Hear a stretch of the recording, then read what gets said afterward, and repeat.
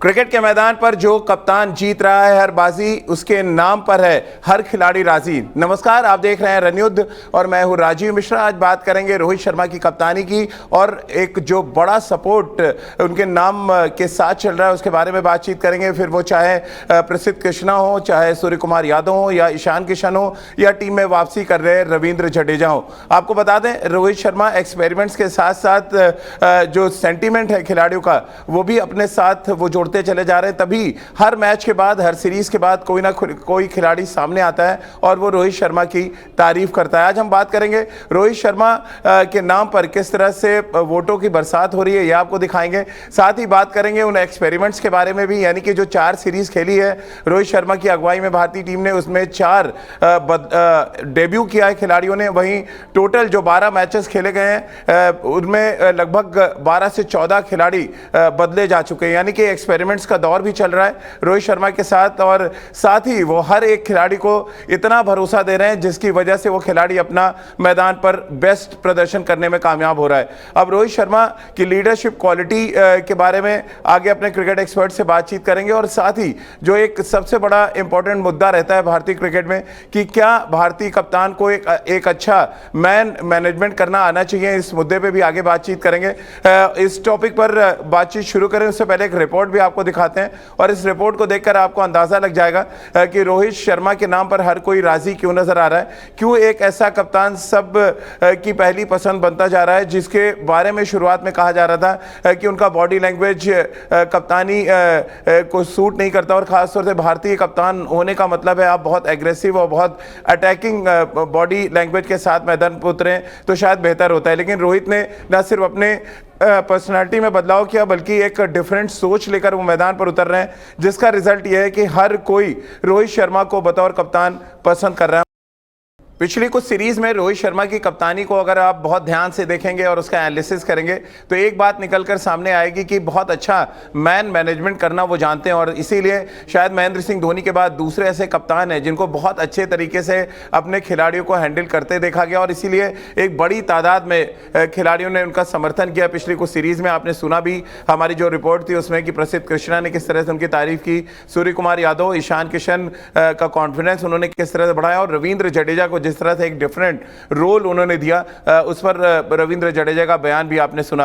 अब इसी मुद्दे पर चर्चा की शुरुआत कर लेते हैं कि भारतीय क्रिकेट टीम का एक बड़ा लीडर बनने के लिए क्या मैन मैनेजमेंट का बेहतर होना बहुत जरूरी है?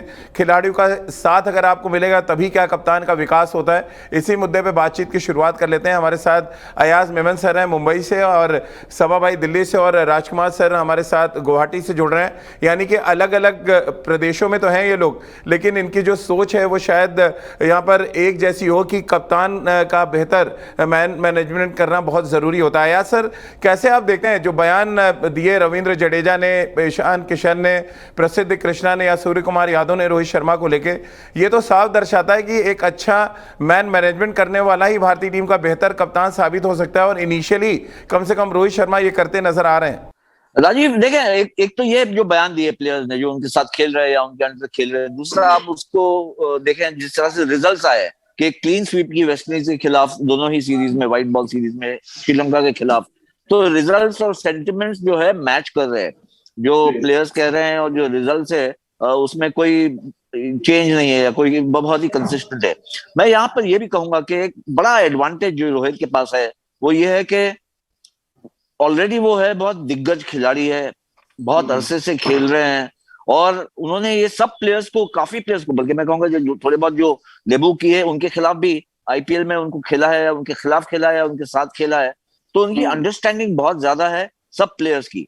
और एज अ पहले भी वो व्हाइट बॉल क्रिकेट में वो कैप्टन कर चुके हैं इंडिया के लिए, ऐसा नहीं कि नहीं किए जब विराट नहीं था।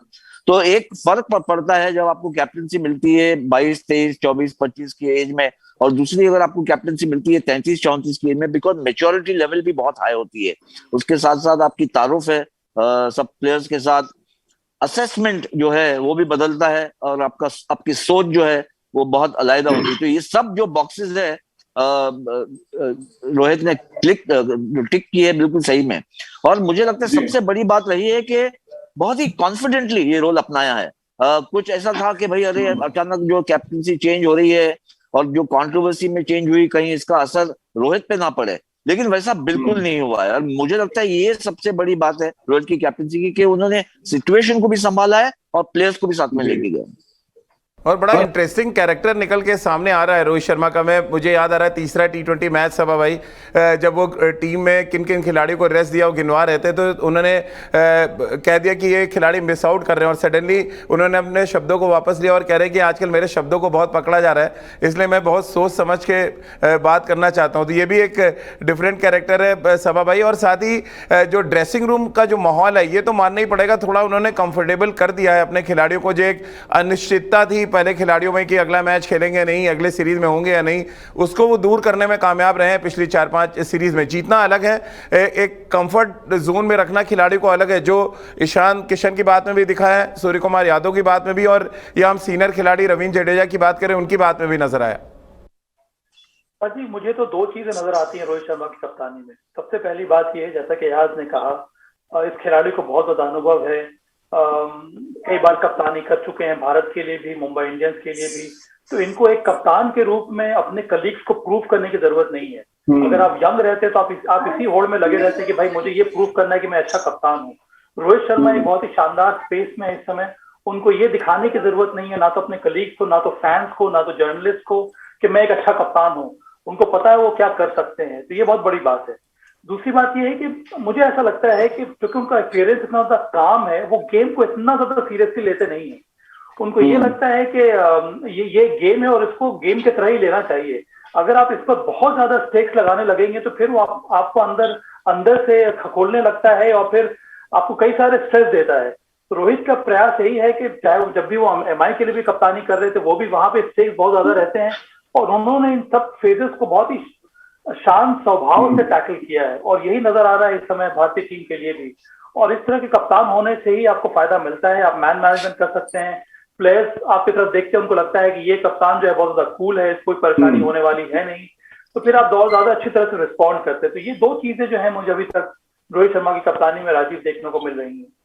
बिल्कुल, और कुछ इसी तरह के अंदाज से राजकुमार सर विराट भी कप्तानी करते थे, यानी कि मैन मैनेजमेंट उनको भी बेहतर तरीके से आता था, तभी इतना शानदार उनका ट्रैक रिकॉर्ड रहा है। और रवि शास्त्री और विराट की जोड़ी और राहुल द्रविड़ और रोहित शर्मा की जोड़ी में शायद ये एक बड़ी सिमिलरिटी आप भी मानते हैं कि मैन मैनेजमेंट करना इंडियन क्रिकेट में शायद बहुत ज़्यादा ज़रूरी है, क्योंकि skill wise, technique wise already आप अच्छे हैं, तभी आप भारतीय टीम में खेल रहे हैं।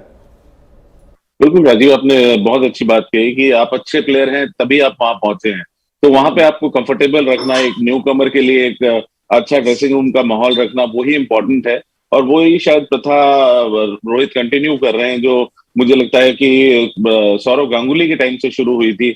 उसके बाद महेंद्र सिंह धोनी ने बहुत कंफर्टेबल रखा सबको।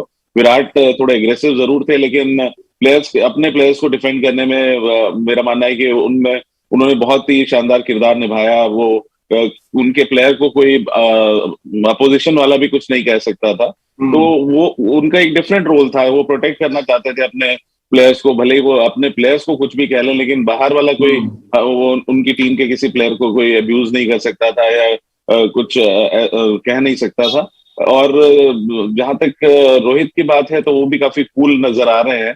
अभी बहुत इनिशियल पार्ट है उनकी कप्तानी का, और फॉर्चुनेटली फॉर हिम कि अभी सीरीज भी दोनों थोड़ी हल्की मिली हैं। ये जो ब्लेम गेम होता है ये तब स्टार्ट होता है जब टीम कहीं हारे, तब काफी ज्यादा क्वेश्चंस उठते हैं कि कप्तान ने ये गलती की, कोच ने ये गलती की, ये गलत स्ट्रेटेजी थी, यहाँ पे इसको भेजना चाहिए था, या 11 में 5 गेंदबाज खेलने चाहिए थे या 4 गेंदबाज खेलने चाहिए थे। तो उस तरह की बातें तब आती हैं। मेरा मानना है, मैं दुआ करता हूँ कि ऐसी स्थिति ना आए, और जिस तरह क्रूज कर रहे हैं उसी तरह क्रूज करते रहें और भारत को विश्व कप जिताएं। बिल्कुल, हम सब भी यही उम्मीद कर रहे हैं। और क्योंकि राजकुमार सर आपने वर्ल्ड कप का नाम ले लिया, तो वर्ल्ड कप को जहन में रख के शायद रोहित शर्मा अपनी हर रणनीति को हर सीरीज में बदलते जा रहे हैं। और इसी वजह से अगर हम देखें, 4 सीरीज जो खेली है, 4 डेब्यू कर लिया खिलाड़ियों ने, 12 टोटल मैचेस खेले भारतीय टीम ने, और 14 खिलाड़ी बदले जा चुके हैं इन 12 मैचेस में। अपने आप में सारी गणित को आपके सामने रख रहा है। अयाज सर, 4 सीरीज में 4 डेब्यू, 12 मैचों में 14 बदलाव, किस तरह से देखते हैं आप? ये डिफरेंट टाइप की कप्तानी है, एक अलग तरीके की तैयारी है, या बैकअप प्लान है साथ में जो चल रहा है, क्या ये पूरा माजरा? मेरे ख्याल से ये प्रोसेस ऑफ एक्सपेरिमेंटेशन है, क्योंकि आपके सामने वर्ल्ड कप है, T20 वर्ल्ड कप एक साल के अंदर ही था जब रोहित कैप्टन बने हैं। उसके बाद ओडीआई वर्ल्ड कप है, दूसरा साल जब उनकी कैप्टनसी का पूरा होगा तब।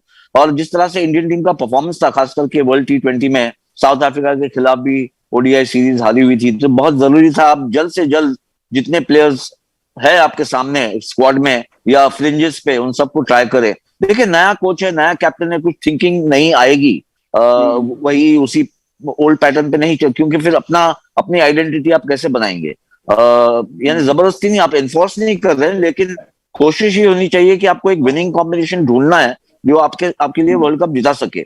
और इस प्रोसेस में आपको मेरे ख्याल से जितने प्लेयर्स आप ट्राई कर सकते थे वो ये सीरीज में ही कर सकते थे। इसके बाद तो आईपीएल है और फिर ज्यादा समय है नहीं।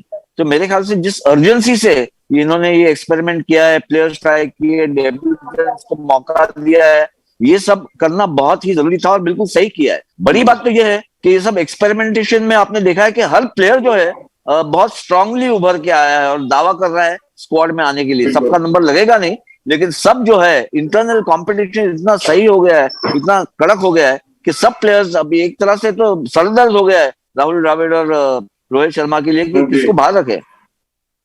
बिल्कुल, और ये इंटरनल कंपटीशन की बात जो सभा भाई हो रही है उसके, और हर खिलाड़ी के बेहतर प्रदर्शन करने के पीछे इन सब के बावजूद कि 12 मैचों में 14 खिलाड़ी बदल दिए गए, इन सब के बावजूद जो कम्युनिकेशन है कप्तान कोच का खिलाड़ी के साथ, वो बहुत ही शानदार रहा है। क्योंकि राहुल द्रविड़ और रोहित शर्मा ने टीम में क्यों खेल रहे हैं इसके बारे में तो बात नहीं करते, लेकिन क्यों आपको ड्रॉप किया जा रहा है इसके बारे में जरूर खिलाड़ी को कम्युनिकेट कर रहे हैं। क्या ये कम्युनिकेशन लेवल सुधरना भी अच्छे प्रदर्शन की एक बड़ी वजह आप देख रहे हैं? खिलाड़ी को पता है कि हमने इस जगह खराब किया इसलिए हम ड्रॉप हुए हैं और इस जगह अच्छा किया है इसलिए आप प्लेइंग 11 में।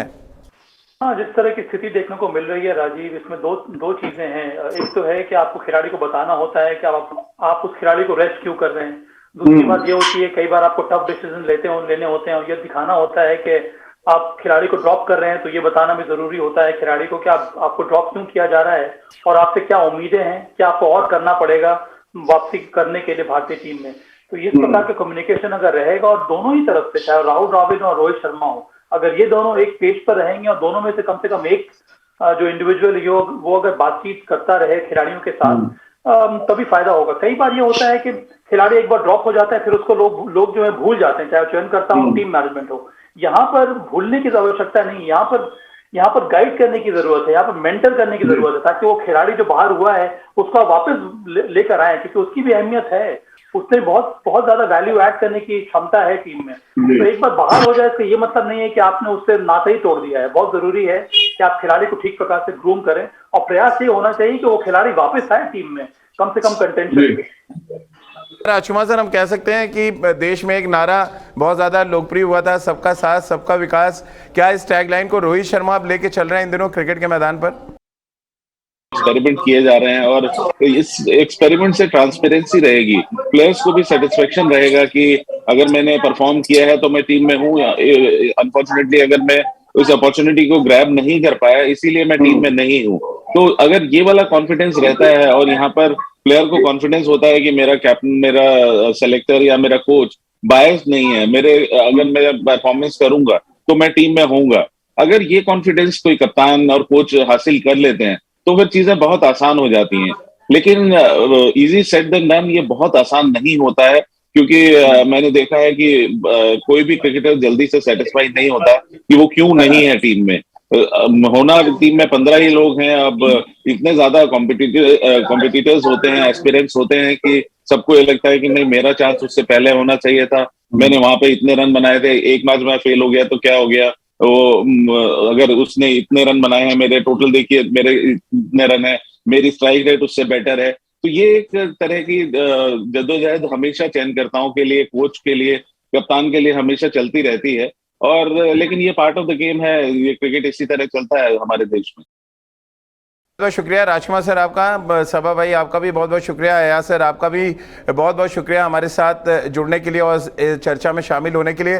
तो देखिए, भारतीय क्रिकेट का लीडर बनना यानी कि कप्तान बनना बहुत आसान बात नहीं है, और लंबे समय तक आपका सक्सेस रेट यानी कि आपका जो कप्तानी में स्ट्राइक रेट है उस पर सबकी निगाहें होती हैं। विराट ने एक बड़ी लेगेसी छोड़ी है, उस लेगेसी को आगे बढ़ाने का काम रोहित शर्मा को करना है। हालांकि इनिशियली यानी शुरुआत में ये नजर आ रहा है कि रोहित एक बेहतर कप्तान है और आगे भारतीय टीम को बेहतर तरीके से ले जा सकते हैं, लेकिन जब सही मायनों में उनकी अग्नि परीक्षा तब शुरू होगी जब आईसीसी के टूर्नामेंट्स होंगे, क्योंकि बायलैटरल सीरीज में ट्रॉफी जीतना और आईसीसी की ट्रॉफी जीतने में एक बड़ा फर्क है। ये शायद विराट से बेहतर कोई नहीं बता सकता, जिनका सक्सेस रेट 70% से ऊपर था, लेकिन जैसे ही आईसीसी ट्रॉफी आती थी उनका जो सक्सेस रेट है वो गिर जाता था। ऐसे में रोहित शायद इस बात को जहन में रख रहे हैं, इसीलिए उनका जो कम्युनिकेशन स्किल है वो काम आ रहा है, जिस तरह से मैन मैनेजमेंट कर रहे हैं वो टीम के साथ वो नजर आ रहा है, और इसी वजह से कप्तान अपने खिलाड़ियों पे भरोसा कर रहे हैं और खिलाड़ियों का भरोसा भी धीरे धीरे अपने कप्तान की तरफ बढ़ता चला जा रहा है। तो चलिए, हमारी इस खास पेशकश में